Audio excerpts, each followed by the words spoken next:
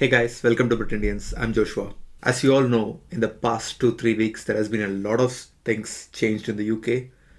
So initially, there was an announcement about reducing the student visas and student dependent visas, and then came the resignation of the Home Secretary, and now the Prime Minister of UK, Liz Truss, she has resigned. There is no Home Secretary, there is no Prime Minister at the moment in the UK. So what is happening? What is the thing for students coming up in Jan 2023, or what do the students have to expect in the near future? So that's what we are going to cover in this video. So let's get into the video. So it's time for our video sponsors. So this video is sponsored by AmberStudents. So most of the people will know who AmberStudents are. AmberStudents are top student accommodation providers in the UK. They offer reliable, safe and cheap accommodations to the students. They have 100% verified listings and it's relatively fast and easy to book with them. All their accommodations are located in the city center or town center and it's very close to the university. They provide a wide range of large ensuite rooms and studio rooms to the students. They provide end-to-end support from choosing an accommodation, booking it, and all the paperwork required for that. So you don't have to worry about anything. And without any delay, click the link in the description and register with AmberStudent. One of the agent will get in touch with you within 24 hours and help you with your accommodation. So the Secretary of the State for the Home Department, Suella Braverman, said she is considering reducing the number of international students who can stay in the UK after completing their course. So the UK, they had an initial plan when they brought in the PSW. So the plan was to bring in 6 lakh students to the UK every year. So the target they set was 2030, but then in 2022 itself, they have achieved the target. Even they have achieved more than the target. So that's what has happened recently. So this 6 lakh students coming every year to the UK means it is 10 times more than what every year previously they used to come, because previously there were only 40,000 students coming to the UK, but now once the PSW came in, there are 6 lakh students coming to the UK, which is more than they expected. I won't say they didn't expect, but they didn't expect this sooner. So it is going very fast and there are a lot of students coming to the UK and especially a lot of student dependents coming to the UK. So this is good, right? More students are coming to the UK for studies, good for students and good for government because of the revenue. I would say no, it's not good for anyone. I mean, the government benefit through the visa charges and IHS charges. For one student, they collect £1,000 for student visa and £2,000 for graduate visa. Imagine how much they can earn from 6 lakh students every year and also from their dependents. But are there jobs available for all? I mean, 6 lakh students coming to the UK. Are there jobs for everyone? As per UK report, 12,66,000 jobs available in the UK, which is 1.2 million jobs available in the UK. This includes both skilled and unskilled labor. There are 1.19 million people unemployed in the UK. So let's add up the students number to this. So we have 1.79 million people searching for jobs. So there are only 1.2 million jobs available and there are 1.79 million people searching for jobs.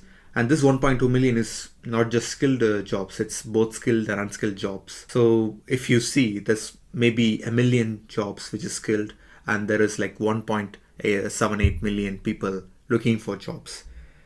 So, obviously the unemployment rate will go high in the UK if they invite more students in the future. Also, there is no filtering criteria for the dependents. Even for students, most of them, they don't have interviews nowadays. So it's like an easy ticket to the UK. They are planning to bring this to an end. So this is what they are trying to bring it. So, I mean, there are more unskilled people coming to the UK. So they want to stop it. They don't want unskilled people and also they don't want more students coming to the UK to grab their people's job.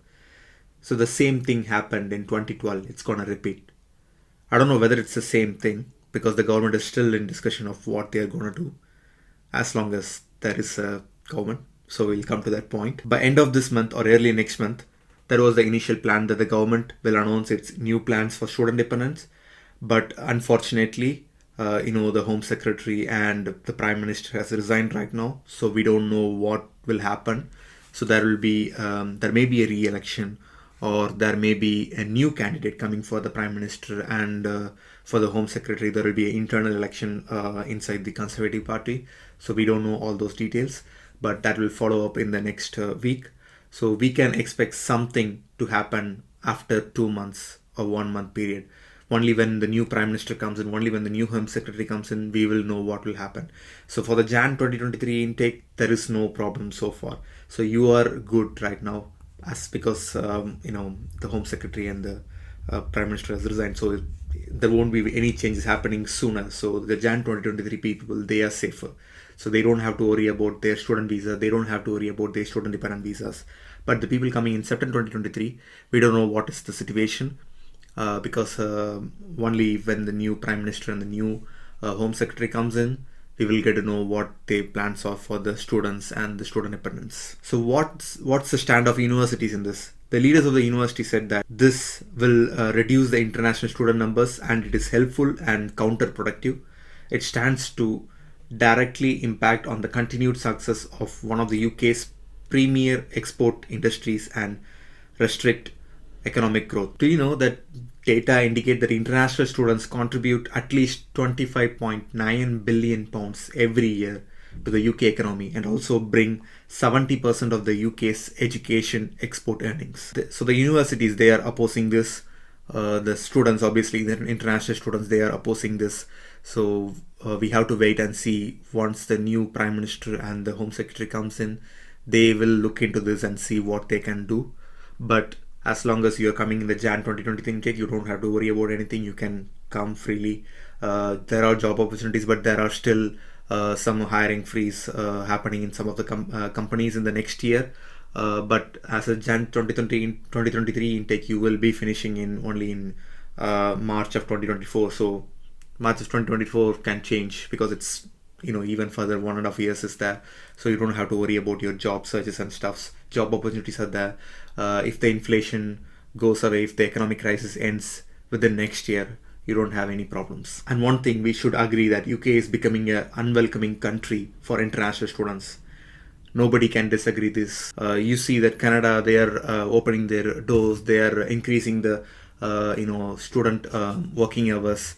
So there are stuffs happening in other countries which are welcoming for the students, but UK, they're trying to close their doors. So there is some situation which is making the UK unwelcoming and unattractive for the international students. There are a lot of hidden truths about job searches, skilled worker visa, expenses, etc., which I will cover in my future videos. So what is your opinion on this? Do you think what UK doing right now is okay? Is it a good decision? So what do you think as an international student, as a UK citizen? What do you think about this? Let me know in the comments what you think, and we will see in next video. Until then, goodbye, cheers.